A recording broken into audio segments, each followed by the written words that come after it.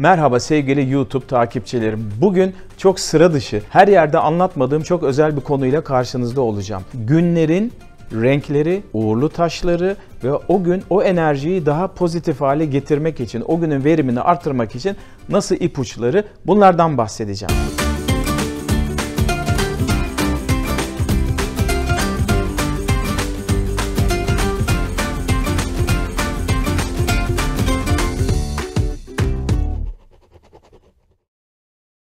Hiç düşündünüz mü?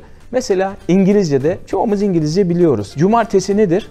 Saturn Day, Satürn günü. Pazar nedir? Sunday, Güneş günü. Pazartesi nedir? Monday, aslında Moon Day, yani Ay günü. Veya Fransızca bilenler bilir. Mesela çarşamba Mercredi, Merkür günü. Bunların hiçbiri tesadüf değil. Kadim bilgiler yıllarca, yüzyıllarca, binlerce yıl denenerek demiş ki bize her günün bir yönetici gezegeni, rengi ve taşı ve ipuçları var. İşte şimdi biraz onlardan bahsedeceğim. Hadi başlayalım haftanın ilk günüyle, yani pazartesiyle. Moon Day, Monday, yani Ay günü. Şimdi o günün yönetici gezegeni Ay. Taşı ise özellikle bakın burada gördüğümüz gibi mesela sedef gibi veya inci gibi Ay'a benzeyen taşlar. Mesela erkekseniz, şimdi inci bayanlar için kolye, küpe olabiliyor. Erkekler biz kullanamıyoruz ama mesela inci bir tesbih yaptırabilirsiniz. Veya sedef bir tesbih yaptırabilirsiniz. Ama bir hanımefendiyseniz, bir bayansanız inci kolye. Bu arada önemli bir ipucu. Teninize değmesi önemli. İnci bir kolye, inci bir yüzük, inci bir küpe veya buna benzer aksesuarlar o gün Ayın yönettiği Monday'i, Ay gününün enerjisini artıracaktır. Rengi ise Ayın böyle hafif süt beyazı gibi renkler. Bakın işte aynen bu incinin rengi gibi. Böyle bir aksesuar da olabilir. Örneğin erkekseniz böyle hafif süt rengi, hafif kirli beyaz bir kravat, mendil veya o yönde bir aksesuar veya dediğim gibi bir inci tesbih cebinizde taşıyabilir. Ara ara şöyle ovalayabilirsiniz. İkinci gün ise Salı.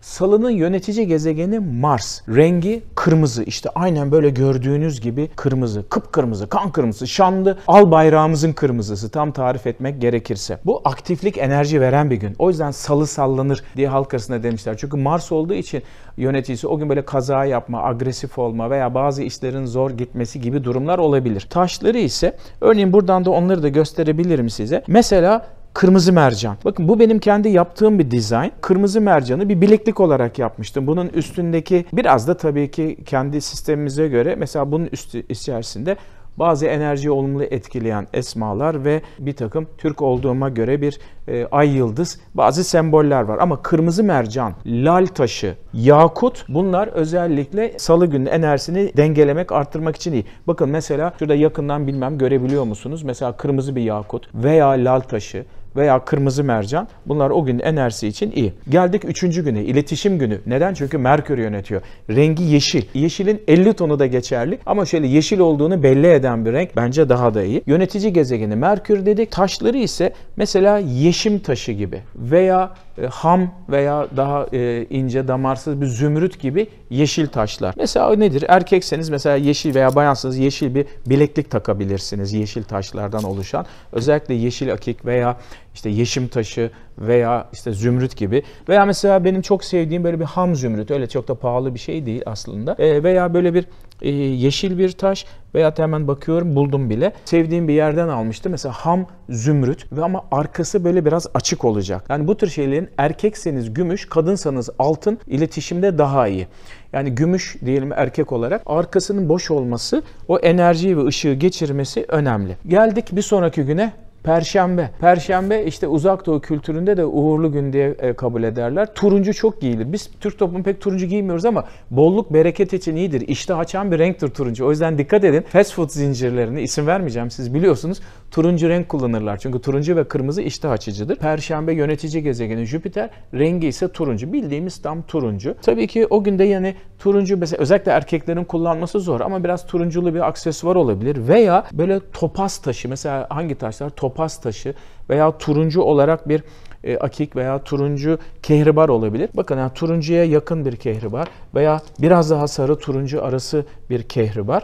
Topaz olabilir dedik veya turuncu renkli bir akik olabilir dedik. Bu da onun gibi bir akik. Fakat ne diyorum? Bakıyoruz arkası boş olacak. Yani ışığı temas edecek cilde. Kadınlarda altın, erkeklerde ise genelde gümüş iletkenlik açısından daha uygundur dedik. Bu arada bakın mesela bunu da severim. Kehribar da şöyle turunculu ve ona yakın bir kehribar da aynı zamanda stresi de alır. Kehribar çok iyi, enerjisi iyi bir taştır. Hiçbir taş, hiçbir çiçek, hiçbir meyve, hiçbir sebze, hiçbir şey boşu boşuna kokusu, rengi tesadüf değildir. Hepsinin etki ettiği bir enerji merkezi vardır ve hepsinin yaydığı belli bir titreşim vardır. Geldik Cuma'ya. Yönetici gezegeni Venüs. İslamiyet'te daha uğurlu gün olarak kabul edilir Cuma. Hristiyanlarda pazar, Musevilerde ise Şabat dedikleri cumartesi günü. Venüs güzel, keyif. Onun rengi daha çok böyle daha asil renkler, pastel renkler. Mesela uçuk pembe, uçuk bir eflatun veya uçuk bir pastel mavi gibi, yani pastel uçuk tonlar genelde o gün enerjisi için iyi. Öyle bir kravat, bir mendil, bir aksesuar, bir eşarp veya bir fular ne kullanıyorsanız güzeldir Venüs enerjisi için. Mesela ben buradan bakıyorum. Şurada bir tane buldum, hafif pastel bir renk. Şuna benzer. Böyle uçuk, hafif pastel renkler genelde iyi Venüs burcu için. Yüzük olabilir, kolye olabilir, aksesuar olabilir, kravat olabilir, eşarp olabilir. Yani illa o renge bürünmenize çok gerek yok. Yine böyle pastel renkli taşlar, özellikle de opal. Bu Venüs'ün yöneticisi olduğu terazi burcunun da taşı aynı zamanda opal. Sonra cumartesiye geldik. Cumartesi yönetici gezegeni Satürn olduğu için biraz zor bir gün olarak kabul edilir. O yüzden Musevilerde tatil günüdür, Şabat günüdür. Onun rengi koyu, hani böyle parlament gece mavisi diye bildiğimiz böyle koyu lacivert rengi. Taşları da lacivert lapis lazuli veya lacivert safir gibi şeyler. Mesela bileklik olarak bu güzel bir lapis lazuliden yapılan bir bileklik örneğin. Mesela severim ben bunu cumartesi günü takmayı. Veya şu renkte bir şey de kullansanız da olur. Mesela burada biraz elif sembolü var. Aynı zamanda bu şekilde mesela gördüğünüz gibi koyu lacivert bir renkte. Tabii imkan varsa, illa olması şart değil, ham bir safir veya ne kadar iri ve damarsız olursa taş, kozmik enerjileri güçlendirici etkisi o kadar artabilir. Mesela lacivert safir dedik, lapis lazuli dedik. Bu tarz lacivert taşlarda cumartesi günü Satürn enerjisi için iyi. Genel olarak da parlaklık olarak da mesela sarı safir de özellikle mesela bir pazar günü için birazdan bahsedeceğim. Hatta pazara girdik, onu da konuşalım. Pazar Sunday. Nasıl cumartesi Satürn'deydi, pazar da Sunday. Güneş yönetici burcu. Mesela böyle çok açık renkli parlak bir sarı safir gibi veya çok parlak kuars gibi, kristal gibi taşlarda onun için iyidir pazar günü. Mesela şu şekilde böyle parlak beyaz bir kol düğmesi bile yeri geldiğinde enerjiyi güçlendirmeye yardımcı olur. Pazar günü ise parlak beyaz renkler. Mesela parlak bembeyaz bir gömlek, tişört de giyilebilir. O da keyfinize göre. İlla yüzük, tesbih veya kolye, bileklik olması şart değil. Bazen de mesela böyle güzel taşları da kullanabilirsiniz. Venüs enerjisi için pembe, Venüs rengi mesela böyle güzel pembe kuars kullanabilirsiniz. Bazen ne bileyim işte mor renk için bu tarz böyle küçük amatistler kullanabilirsiniz. Turuncu için bahsettiğim gibi aynı şekilde. Genel olarak bütün burçlar pozitif enerji ise amatist taşı güzeldir. Hakikaten de çok güzeldir. Rengi de bolluk, bereket enerjisi için. Ama özellikle de hani böyle biraz daha pozitif enerji istiyorum derseniz de bir parça ametist taşını daha da iyi uyku için yatak başucunda veya bolluk, bereket ve pozitif enerji için de iş yerinizde, evinizde bulundurabilirsiniz. Bu taşları haftada bir maden suyu veya tuzlu suya batırarak, bazılarını ise toprağa gömerek topladıkları negatif enerjiyi dengelemeleri için de kullanmanız daha uygun olur. Bazısı da buna bakmıştır, nedir bu güzel cisim diye. Bunun adı yantra.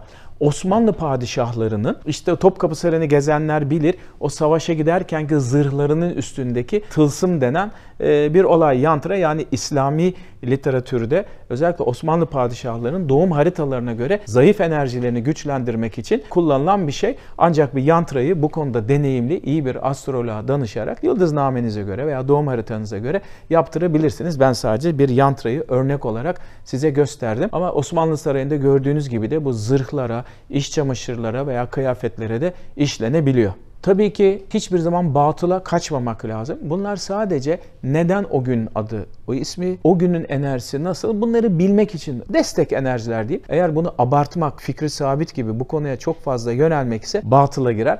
Ben sadece size astrolojik açıdan enerjileri destekleyici, o günün enerji akışını daha pozitif kılıcı ipuçları verdim. Gün hangi gün olursa olsun kalbinizde sevgi olduğu sürece, o güne uygun beslendiğiniz sürece, o renkteki gıdaları birazcık diyetinizde taktığınız sürece o gün olumlu düşünce ve sevgiyle mutlaka keyifli, güzel bir gün olacaktır. Benim YouTube kanalıma abone olmayı, seviyorsanız dostlarınıza tavsiye etmeyi unutmayın. Instagram'da da hep teaserlarını veriyorum.